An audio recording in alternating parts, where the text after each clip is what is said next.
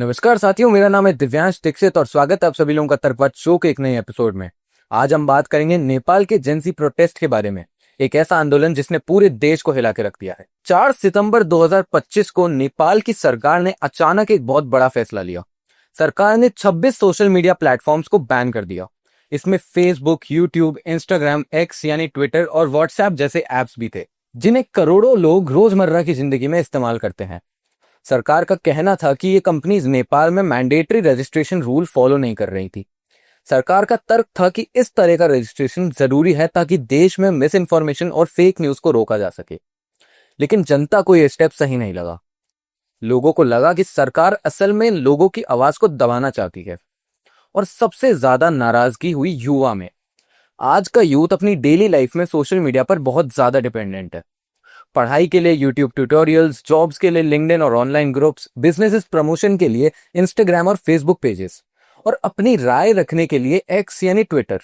युवाओं को लगा कि इस बैन के पीछे का असली रीजन है control on freedom of expression. इसीलिए उन्होंने सड़कों पर उतरकर नारे लगाए, stop corruption not social media. शुरुआत में प्रोटेस्ट पीसफुल था। लोग अपने हाथों में प्लैक कार्ड्स लेकर मार्चेस कर रहे थे। सोशल मीडिया बैन को करप्शन और नेपोटिज्म से भी जोड़कर दिखा जाने लगा।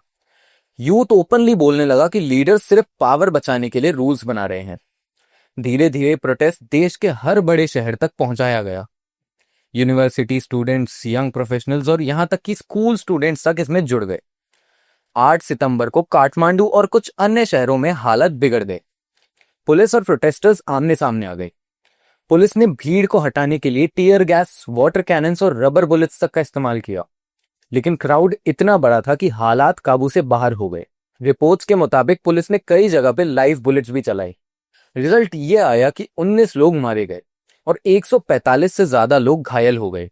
ये आंकड़ा पूरे देश को शॉक में डाल देने वाला था। इतनी बड़ी ट्रेजेडी के बाद सरकार को हर तरफ से क्रिटिसिज्म का सामना करना पड़ा। इंटरनेशनल ऑर्गेनाइजेशंस जैसे एमनेस्टी इंटरनेशनल और यूनाइटेड नेशंस ने कहा कि ये डिसप्रोपोर्शनेट यूज ऑफ फोर्स था। देश में भी लोग सरकार पर सवाल उठाने लगे। अगर सिर्फ रजिस्ट्रेशन का इशू था तो इसके लिए यूथ की जान क्यों ली गई? सरकार को तुरंत कैबिनेट मीटिंग बुलानी पड़ी। सोशल मीडिया बैन कुछ ही दिनों में हटा लिया गया। नेपाल के होम मिनिस्टर रमेश लेखक ने रेजिग्नेशन दे दिया। कुछ और मिनिस्टर्स ने भी इस्तीफा दिया। विक्टिम्स के परिवारों को कंपनसेशन और घायलों को फ्री ट्रीटमेंट देने की घोषणा की गई। एक हाई लेवल इंक्वायरी कमीशन बना दिया गया। ये प्रोटेस्ट सिर्फ एप्स के लिए नहीं था, बल्कि एक सिंबल था यूथ बनाम सिस्टम का। नेपाल की नई जनरेशन करप्शन, नेपोटिज्म और सेंसरशिप से तंग आ चुकी है। सोशल मीडिया पर हैशटैग्स जैसे जेनजी प्रोटेस्ट और नेपो बेबी ट्रेंड करने लगे। ये साफ हो गया कि आज का युवा सिर्फ जॉब्स और स्टेबिलिटी नहीं चाहता, बल्कि फ्रीडम और ट्रांसपेरेंसी भी चाहता है। नेपाल की इकोनॉमी पहले से ही फ्रेजाइल है। बेरोजगारी हाई है और पॉलिटिकल इंस्टेबिलिटी बार बार इकोनॉमी को नुकसान पहुंचा रही है। रिपोर्ट्स बताती हैं कि सिर्फ पिछले 10 महीने में 4000 से ज्यादा प्रोटेस्ट ने लगभग 500 मिलियन नेपाली रुपीस का नुकसान किया है। अब ये नया प्रोटेस्ट डिजिटल इकोनॉमी और इन्वेस्टमेंट क्लाइमेट को भी नेगेटिवली इफेक्ट कर रहा है। छोटे एंटरप्रेन्योर्स जो फेसबुक या इंस्टाग्राम से बिजनेस चलाते थे, उनका काम भी ठप पड़ गया। स्टूडेंट्स और फ्रीलांसर्स जो ऑनलाइन काम कर रहे थे, वो डायरेक्टली इंपैक्ट हुए हैं। फॉरेन इन्वेस्टर्स के बीच नेपाल की इमेज और भी ज्यादा अनस्टेबल हो गई है। इस इंसिडेंट ने नेपाल की पॉलिटिक्स को हिलाकर रख दिया है। सरकार की क्रेडिबिलिटी पर सवाल उठाए गए। ऑपोजिशन पार्टीज ने इसे युवाओं के साथ अन्याय बताया और सरकार को डायरेक्ट टारगेट किया। और सबसे बड़ी बात, कॉमन लोग अब ओपनली सवाल पूछ रहे हैं कि क्या सरकार जनता की आवाज सुन रही है या नहीं। ये प्रोटेस्ट सिर्फ एप्स या बैन की कहानी नहीं थी, ये एक बहुत बड़े सवाल की शुरुआत थी। क्या नेपाल की पॉलिटिक्स अब युवाओं की वॉइस को स्पेस देगी? क्योंकि यूथ अब सिर्फ पढ़ाई या नौकरी तक सीमित नहीं रहना चाहती, वो सिस्टम को बदलने की डिमांड कर रही है।